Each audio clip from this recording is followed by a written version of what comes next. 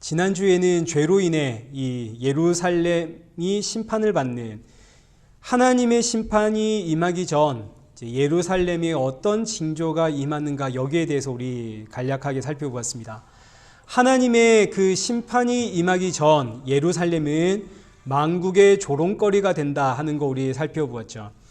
그런데 예루살렘 백성들은 그거에 마치 신앙인 양, 하나님의 말씀대로 살기 때문에 받는 조롱인 양 아주 자랑스러워합니다. 마찬가지로 교회에 하나님의 심판이 임할 때의 징조는 교회가 만국의 조롱거리가 됩니다. 교회가 만국의 조롱거리가 될 때는 교회는 우리의 그 죄악이 너무너무 심각하구나. 우리가 지금 하나님의 심판 아래에 서 있구나. 이걸 알아야 됩니다. 근데 물론 먼저 이 조롱이 예수님의 십자가 때문인가 아니면 교회의 욕망, 그 탐욕 때문인가 이거 먼저 구분은 해야 되겠죠. 근데 아무리 봐도 오늘날 교회가 이 세상의 조롱거리가 되는 것은 십자가 때문은 아닌 것 같습니다. 요즘 교회가 세상에 지탄받는 게 크게 두 가지입니다. 하나는 세습이고 또 하나는 건축입니다. 세상이 손가락질하면 세습 그까짓 거 안 하면 됩니다. 세상이 손가락질하고 조롱하면 교회가 새로운 성전 건축 그거 안 하면 됩니다. 세상이 손가락질할 때 이게 우리의 욕망이구나 하고 죄를 발견하고 교회가 그 일들을 그냥 내려놓으면 되는 거죠. 근데 왜 그렇게 기를 쓰고 세습 진행을 하고 왜 그렇게 기를 쓰고 성전을 건축을 감행할까요? 이게 정말 이 예수님의 십자가 때문에 진행되는 일 맞습니까? 근데 너무나 놀랍게도 교회가 어떤 이야기를 하냐면 우리가 원하는데 왜 니들이 난리냐 이럽니다. 교회가.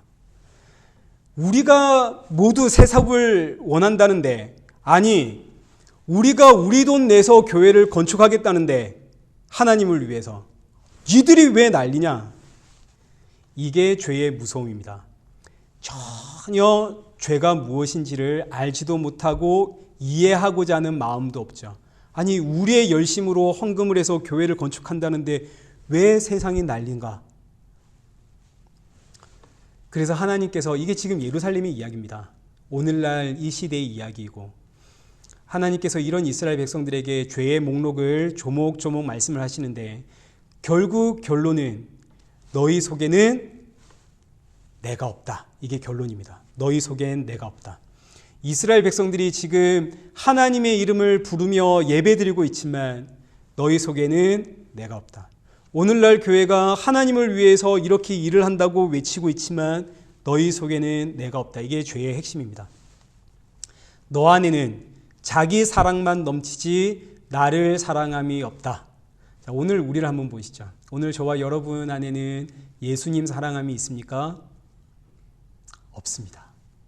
그래서 이제 오늘 본문 오홀라와 오홀리바의 이야기를 통해서 오늘 우리 안에 하나님이 없다. 오늘 저와 여러분 안에 예수님이 없다. 이걸 보여주시는데 이걸 부부관계를 통해서 보여주십니다. 하나님께서 저와 여러분에게 부부관계를 허락하신 이유는 부부를 통해서 서로가 얼마나 자기만 사랑하며 사는지 알아라고 우리에게 부부를 허락하셨습니다. 내 안에는 내 사랑만 넘치지 자기 사랑만 넘치지 이 남편, 이 아내 하나조차도 이해하지 못하는 내 안에 하나님, 예수님 없다는 사실 알아라고 허락하신 부부관계입니다. 내 안에 예수님 계시고 내 안에 예수님의 십자가가 계시고 내가 정말 얼마나 끔찍한 죄인인지를 안다면 부부싸움 할 수가 없습니다. 죄인이라는 걸 아는데 어떻게 부부싸움 하겠습니까? 이런 예가 적절할지 모르겠는데 사형수라고 해보겠습니다. 여러분 저보다 더 잘 아시겠죠. 저는 얼마 살지도 않았는데 사형수라고 한번 해보겠습니다. 사형수입니다. 경찰에게 잡히면 저는 바로 사형입니다. 그럼 이 사형수가 지금 신분을 숨기고 살아가고 있는데 어디 가서 싸울 수 있겠습니까? 식당에서 누구랑 시비가 붙어가지고 멱살 잡고 흔들고 싸울 수 있겠습니까? 이러다가 신고받아서 경찰에 잡히면 나 어떻게 되나요? 사형인데요. 그래서 웬만해서는 부딪히면 죄송합니다. 내가 잘못 안 했어도 죄송합니다. 왜요? 난 잡히면 뭐니까요? 사형이니까요. 싸울 수가 없습니다. 내가 내 죄를 알면. 그런데 죄를 모르니까, 내가 사형수라는 걸 모르니까, 그래 어디 니 죽고 나 한번 살고 한번 해보자, 이렇게 싸우는 거죠. 내가 죄를 모르니까 싸웁니다. 내가 나를 얼마나 사랑하는지. 그래서 부부는 서로를 통해서 내가 얼마나 나만 사랑하는지 그거 알아라고 우리에게 주신 관계입니다. 물론 하나님이 우리에게 허락하신 위로와 기쁨과 사랑의 관계이기도 합니다. 그것도 좀 이따 한번 간략하게 살펴보겠습니다. 그러나 이제 오늘 본문을 통해서 이제 우리가 얼마나 나만 사랑하며 살아가는 존재인지 우리 한번 확인해 보겠습니다. 말씀 안 드려도 알겠지만 확인하겠습니다. 2절입니다. 2절부터 한번 4절까지 쭉 한번 보시죠. 인자야 두 여인이 있었으니 한 어머니의 딸이라. 그들이 애굽에서 행음하되 어렸을 때에 행음하여 그들의 유방이 눌리며 그 처녀의 가슴이 어루만져졌나니 그 이름이 형은 오홀라요 아우는 오홀리바라. 그들이 내게 속하여 자녀를 낳았으니 그 이름으로 말하면 오홀라는 사마리아요 오홀리바는 예루살렘이니라. 지금 여기 두 여인이 나오는데 한 어머니의 딸들입니다. 여기서 어머니는 이스라엘을 뜻하고 두 여인은 이스라엘에서 갈려 나온 남유다와 북이스라엘을 뜻합니다. 북이스라엘, 북사마리아의 이름은 오홀라, 남유다의 이름은 오홀리바, 이렇게 이름을 정한 거죠. 이들이 한때는 전부 다 애굽에서 살았습니다. 출애굽 전 이야기입니다. 이스라엘이 남과 북으로 갈리기 전 모두 다 애굽에서 살았는데 그때부터 이들은 행음하며 살았답니다. 행음이라는 말은 간음이라는 뜻입니다. 간음은 결혼을 해야 간음이 되겠죠. 이스라엘이 누구와 결혼을 했냐면 하나님과 결혼을 했습니다. 하나님은 신랑, 이스라엘은 신부. 오늘 저와 여러분의 이야기죠. 오늘 우리 누구와 결혼했나요? 우리 다 예수님과 결혼을 했습니다. 내 옆에 있는 신랑, 내 옆에 있는 신부는 영원한 신랑, 신부 아닙니다. 이 땅에 있을 동안에만 하나님께서 허락하신 나의 약함을 알아라고, 나의 악함을 알아라고, 동시에 나의 위로가 되어주고 나의 힘이 되어주고 누구보다 나를 이해해주는 그런 예수 그리스도의 그림자로서의 내 남편, 내 아내입니다. 그런 그림자로서의. 그러나 이 관계는 이 땅에서 죽으면 그걸로 끝나는 관계입니다. 죽으면 끝입니다. 그러니까 천국 가면 무슨 신랑, 내 남편, 내 아내 찾아가겠습니까? 아닙니다. 이 땅에서만 내 신랑, 내 남편이지 죽으면 끝입니다. 그러니 있을 때 잘하십시오. 그런데 그게 됩니까? 있을 때 잘 되던가요? 안 되죠. 그거 안 되죠. 부모와 자녀 관계도 똑같습니다. 있을 때 잘해야 됩니다. 그런데 있을 때 잘하는 자녀들 보셨습니까? 없죠. 저는 지금까지도 저희 아버지 돌아가신 날 그 생각을 하고 가슴에 맺힌 게 많습니다. 아버지랑 한 번이라도 더 같이 잘 걸, 이런 거 있죠. 한 번이라도 더 목욕탕 가볼 걸. 그때 그 말은 안 할 걸, 껄껄껄 많습니다. 그러나 그렇게 안 되죠. 있을 때 나만 생각하게 됩니다. 지난번에 이제 저 뒤에 계시는 집사님이 저에게 이런 이야기 했습니다. 자녀가 아파도 하루 이틀이지 3일 4일 아프면 얘는 왜 이렇게 아파서 나를 이렇게 힘들게 하나 그런다고. 우리는 그렇게 나만 합니다. 우리는 그래서 이 세상을 더 사랑하는데 이게 바로 행음이죠. 나만 사랑하는. 그런데 이스라엘 백성들이 이걸 인정을 못하고 우리는 하나님만 사랑합니다. 이러니까 이제 하나님께서 이스라엘 백성들에게 출애굽 이야기부터 시작을 하는 겁니다. 출애굽하기 전부터 너희들은 너만 사랑했지 않았느냐? 세상만 사랑하지 않았느냐? 이 이야기를 하는 거죠. 이제 그 이야기가 3절입니다. 그들이 애굽에서 행음하되, 애굽에서부터 애굽 사랑하고 세상을 사랑한 이스라엘 백성들. 하나님께서 모세를 보내시죠. 출애굽하려고. 모세를 보냈더니 이스라엘 백성들이 이 모세 때문에 애굽 사람들에게 우리가 미움을 입게 되었다고 하나님 저 모세 좀 혼내주세요 그럽니다. 애굽을 너무너무 사랑한 이스라엘 백성들. 그래서 하나님께서 어린 양의 피로 이 이스라엘 백성들을 강제로 출애굽시켰더니 몸은 애굽에서 나왔지만 마음은 애굽에 있는 이스라엘 백성들, 몸만 나왔습니다. 이 이스라엘 백성들이 이제 둘로 나뉘는데 자기들이 사랑하는 세상을 쫓아서 둘로 나뉘게 됩니다. 그게 이제 4절입니다. 4절 보시죠. 북이스라엘은 오홀라, 남유다는 오홀리바. 일단 오홀이라고 하는 이 단어의 원어가 장막, 성막이라는 뜻입니다. 여호와의 언약궤가 들어가 있는 하나님의 성막이 오홀입니다. 히브리어로. 그래서 오홀라라는 말은 그녀는 나의 장막, 오홀리바는 나의 장막이 그녀 안에 있다, 이런 뜻입니다. 그래서 오홀라와 오홀리바는 전부 결혼을 상징하는 단어들이고 이 결혼은 전부 하나님과 있죠. 오홀라와 오홀리바는 나의 신부다, 이런 뜻입니다. 그런데 이 오홀라가 하나님께 속했는데, 하나님과 결혼을 했는데 누구를 사랑했는지 한번 보십시오. 5절입니다. 오홀라가 내게 속하였을 때에, 오홀라가 하나님과 결혼했을 때에 행음하여 그가 연애하는 자 곧 그의 이웃 아수르 사람을 사모하였나니. 이제 오홀라가 아수르를 사랑했습니다. 9절. 하나님께서 그가 연애하는 아수르 사람들의 손에 오홀라를 넘겨버렸답니다. 오홀라가 그들이 너무너무 사랑했던 아수르 사람들에 의해서 멸망하게 됩니다. 이제 이걸 오늘 우리에게 적용하면 이제 이렇게 표현할 수 있겠죠. 우리가 세상을 사랑하면 하나님께서 세상의 손에 의해서 우리를 심판하겠다, 이렇게 우리가 표현할 수 있겠죠. 우리가 돈 사랑하면 돈이 너와 나를 심판할 것이고, 사람을 사랑하면 사람으로, 그 사람으로 너와 나를 심판하실 것이고, 아무튼 하나님보다 더 사랑하는 것이 음행이니까 하나님보다 더 사랑하는 그것으로 내가 너를 심판하겠다. 내가 믿고 의지했던 것이 나를 친다는 겁니다. 믿었던 사람이 나를 배반하고 배신하고. 그럼 이때 성도는 뭘 깨달아야 하냐면 내가 죄인이구나, 죄 때문에 이런 일이 일어났구나, 이거 깨달아야 되는데 지금 이스라엘 백성들은 하나님 도대체 나에게 왜 이러십니까? 이렇게 나오는 거죠. 오홀라가 자기가 너무너무 사랑했던 아수르, 그 아수르 사람들에 의해서 심판을 받았습니다. 이걸 동생 오홀리바가 다 보았습니다. 그럼 이제 이 오홀리바가 정신을 바짝 차리고 세상 사랑하지 말자, 나의 신랑이신 하나님만, 예수님만 사랑하자, 이렇게 나와야 되는데 이제 11절 한번 보시죠.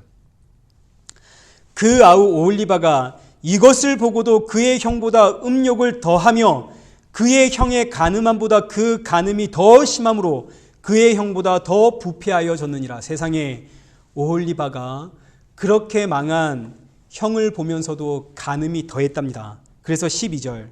그가 그의 이웃 아수르 사람을 연애하였나니.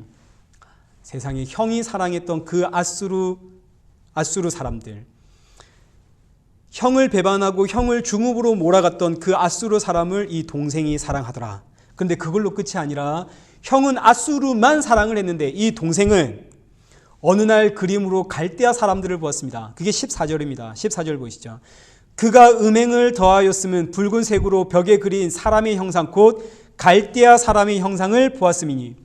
이 그림을 보고 이 동생 오홀리바가 사랑에 빠졌습니다. 그래서 16절.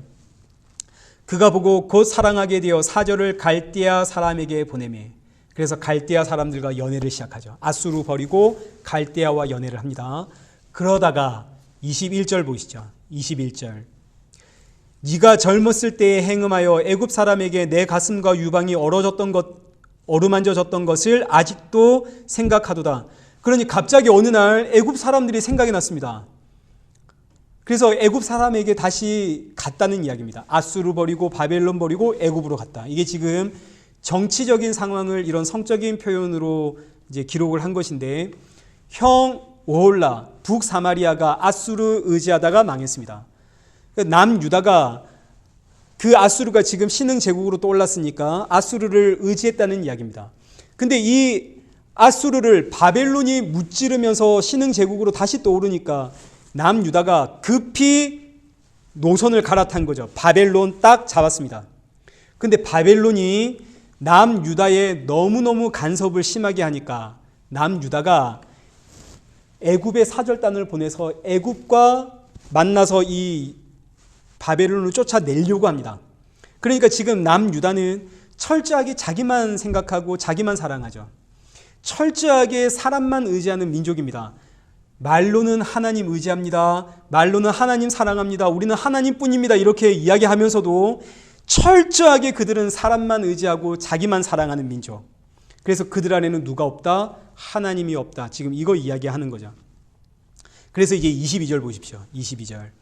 그러므로 오홀리바야, 주 여호와께서 이같이 말씀하셨느니라. 나는 네가 사랑하다가 싫어하던 자들을 충동하여 그들이 사방에서 와서 너를 치게 하르니 그들은 바벨론 사람과 갈대아 모든 무리, 북옥과 수아와 고아 사람과 또 그와 함께한 모든 아수르 사람 곧 준수한 청년이며 다 고관과 감독이며 귀인과 유명한 자여 다 말타는 자들이라. 이 오홀리바 남유다가 아수르 버리고 바벨론 버리고 애굽과 친교를 맺으니까 하나님께서 바벨론과 아수르 사람들을 통해서 남유다를 심판한다, 이런 이야기입니다. 이렇게 오홀라와 오홀리바가 세상 사랑하다가 하나님께 심판을 받는데, 이제 36절부터 이 오홀라와 오홀리바가 세상을 사랑했던 것, 음행, 이게 무엇인지를 이제 구체적으로 표현을 해 주십니다. 이제 36절부터 그 음행이 무엇인지를 한번 밑줄을 쭉쭉 꺼가며 한번 보시죠. 여호와께서 또 내게 이르시되 인자야, 내가 오홀라와 오홀리바를 심판하려느냐? 그러면 그 가증한 일을 그들에게 말하라. 그들이 행음하였으며 피를 손에 묻혔으며 또 그 우상과 행음하여 내게 낳아준 자식들을 우상을 위하여 화제로 살랐으며 그 외에도 그들이 내게 행한 것이 있나니 당일에 내 성소를 더럽히며 내 안식일을 범하였도다. 자, 지금 오홀라와 오홀리바, 북사마리아와 남유다의 구체적인 음행을 크게 세 가지로 우리에게 가르쳐주고 있습니다. 첫째는 우상 숭배입니다. 하나님 믿습니다 하면서 하나님 믿고 의지하는 게 아니라 주변의 강대국 믿고 의지하고 있더라. 이게 우상 숭배죠. 하나님보다 사람을 더 의지하고 있더라. 말은 하나님 믿습니다 하면서도 결국은 사람 의지하고 사람 믿고 사람에게 기대고. 자, 두 번째는 자녀를 우상에게 드리더라. 이스라엘 백성들이 이 자녀를 우상에게 드리더라, 이 말은 진짜로 뭐 바쳤다 이럴 수도 있겠지만 세상에 밀어넣었다, 이 이야기입니다. 자녀들을 너 세상에서 성공해야 돼. 너 커서 뭐 되려고 그러니? 영향력 있는 사람이 되어라. 이 세상에서 꿈과 비전을 가져라. 자꾸 자녀들을 세상으로 밀어넣습니다. 이스라엘의 부모는 하나님의 말씀을 가르치는 선지자입니다. 하나님의 말씀을 자녀들에게 넣어줘야 되는데 이 이스라엘 백성들이 자꾸 자녀들의 마음속에 세상을 넣어주더라. 세상에서 꿈을 가져라. 세상에서 비전을 가져라. 세상에서 영향력 있는 사람이 되어라. 너 잘 살아라. 이렇게. 그러면서도 셋째, 이러면서도 안식일이 되면 교회에 나와서 하나님 앞에 예배를 드리라. 이게 이스라엘의 죄악입니다. 이럴 거면 교회를 왜 나오나요? 이럴 것 같으면 뭐하러 하나님 앞에 제사를 드리겠습니까? 이럴 것 같으면. 내가 믿고 의지하는 것은 사람이요, 돈이요, 세상이요. 자녀들에게 계속 세상에서 성공해라고 세상의 비전과 꿈, 세상을 계속 안겨주는데 교회는 대체 왜 나오나? 이게 예루살렘의 죄입니다. 그런데 이들이 알아들었을까요? 못 알아들었을까요? 하나도 못 알아들었습니다. 오늘 우리를 한번 보시죠. 여러분은 알아들으셨습니까? 그래서 세상 사랑 안 하고 사시나요? 그러니 죄가 얼마나 무서운지. 이스라엘 백성들은 하나도 못 알아들었습니다. 그래서 세상 사랑하죠. 오늘 우리는 알아들었습니다. 그래도 세상 사랑합니다. 이게 죄의 무서움이죠. 답이 없습니다. 방법이 없습니다. 자, 이제 하나님께서 이런 이스라엘 백성들을 어떻게 심판한지를 한번 보십시오. 25절입니다. 내가 너를 25절이 가운데 끼어 있습니다. 결론입니다.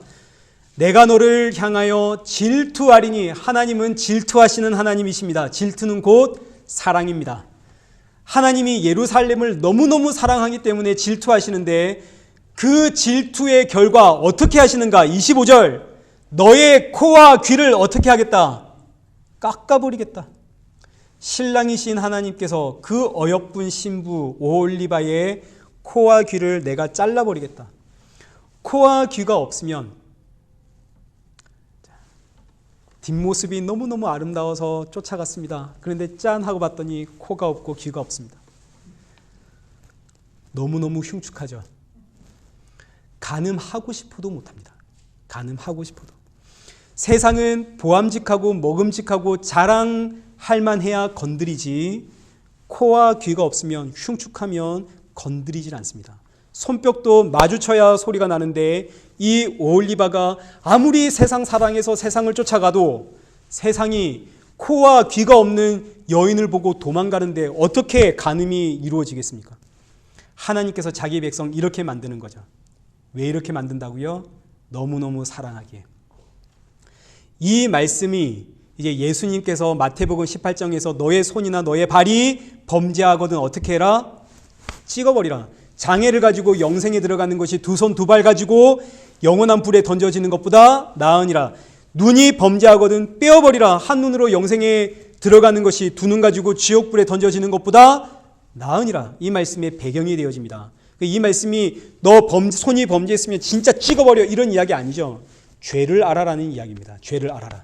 그런데 이스라엘 백성들이 죄를 깨닫지 못하니까 하나님께서 진짜 이스라엘의 귀와 코를 잘라버렸습니다. 아무리 세상을 좋아해도 세상이 도망가도록 만들어버리셨습니다. 본문 27절 보시죠. 이와 같이 내가 내 음란과 애굽 땅에서부터 행음하던 것을 그치게 하여 너로 그들을 향하여 눈을 들지도 못하게 하며 다시는 애굽을 기억하지도 못하게 하리라. 48절도 한번 보시죠. 48절. 이같이 내가 이 땅에서 음란을 그치게 한즉 모든 여인이 정신이 깨어 너희 음행을 본받지 아니하리라. 자, 이게 하나님의 사랑입니다. 하나님의 사랑은 질투하는 사랑, 코와 귀를 잘라버리심으로 세상을 향해 고개를 들지 못하게 만드는 사랑. 자, 그런데 코와 귀가 잘렸다 한들 그래서 우리가 하나님 사랑하게 되겠습니까? 도박하는 사람들 왜 흔히 손모가지가 잘려도 도박한다면서요. 아무리 내 코와 내 귀가 잘려도 내 속에서 터져나오는 이 탐심 막을 방법이 없습니다. 하나님이 너무너무 잘 아시죠. 코와 귀 자르는 거 가지고는 안 됩니다. 이게 답이 없습니다. 아무리 코와 귀를 잘라도 결국 이 인생들은 영원한 지옥 심판으로 갈 수밖에 없습니다. 그래서 하나님께서 그 유명한 이사야 53장 어린 양의 이야기 제가 읽어드릴게요. 이사야 53장 4절에 그는 실로 우리의 질고를 지고 우리의 슬픔을 당하였거늘 우리는 생각하기를 그는 징벌을 받아 하나님께 맞으며 고난을 당한다 하였도다. 그가 찔림은 우리의 허물 때문이요 그가 상함은 우리의 죄악 때문이라.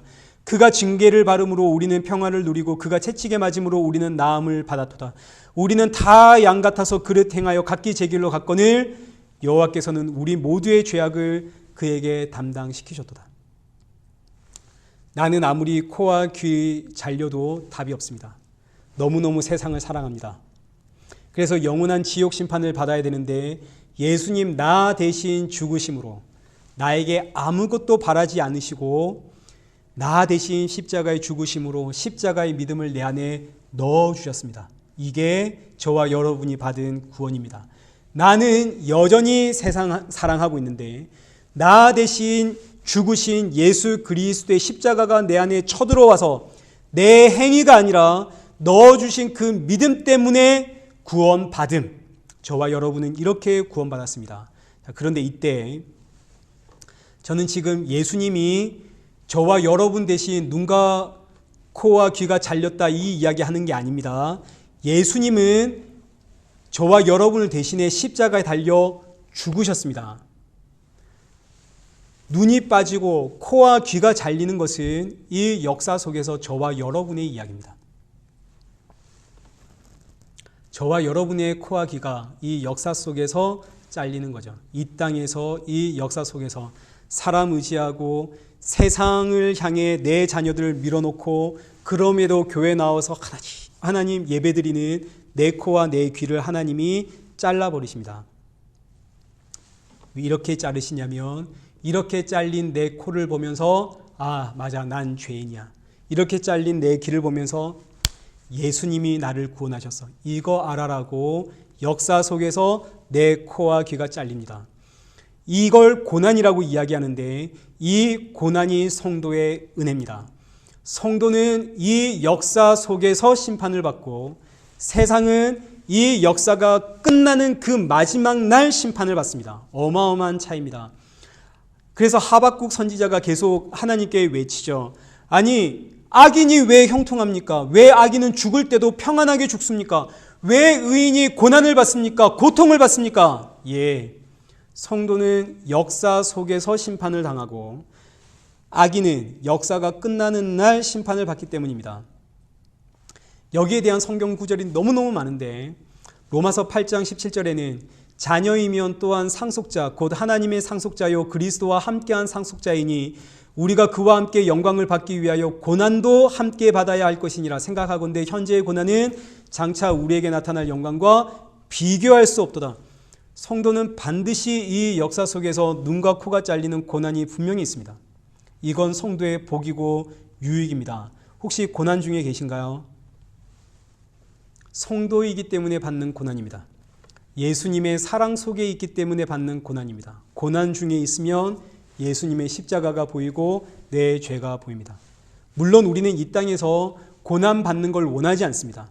내 코가 잘리고 귀가 잘리는 거 우리 원하지 않습니다. 왜 원하지 않냐면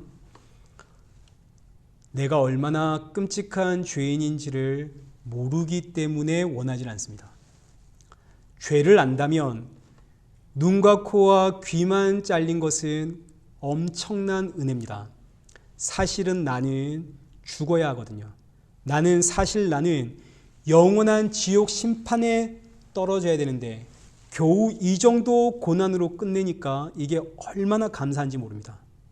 죄를 모르면 왜 이런 고난 받아야 됩니까? 이런 이야기는 듣고 싶지도 않고 이런 이야기는 저주처럼 들리지만 머리부터 발끝까지 답이 없는 죄인이라는 사실을 알면 이 말씀은 사실 너무너무 은혜입니다. 우리는 예루살렘과 똑같아서 살다 보면 어느새 죄를 잊어버립니다. 죄를 잊어버리니까 이 세상 살아갈 때 내가 얼마나 당당하고 내가 얼마나 잘났는지 내 목소리가 점점 높아집니다. 내가 어떻게 구원받았는지가 전혀 머릿속에 생각나지 않습니다. 내 주장 굽히지를 못합니다. 죄인이라는 사실 하나도 모르고 살아갑니다. 어느 날 이때 하나님께서 성도에게 고난을 주시죠. 코와 귀를 잘라버리는 그 고난이 임할 때 성도는 비로소 맞아, 내가 죄인이었지. 내가 죽어 마땅한 죄인이었지. 내가 오직 하나님의 긍휼과 은혜만 사모하며 살아야 하는 죄인이었지. 내가 사형수였지. 싸우다가 잡히면 나 죽는 사형수지. 성도가 이걸 깨닫습니다. 그래서 믿음이 들어오면 죄가 보이고 죄가 보이면 고난 중에 나 같은 죄인을 구원하신 예수님의 십자가가 보입니다. 이 은혜가 오늘 저와 여러분 안에 임하길 축원합니다.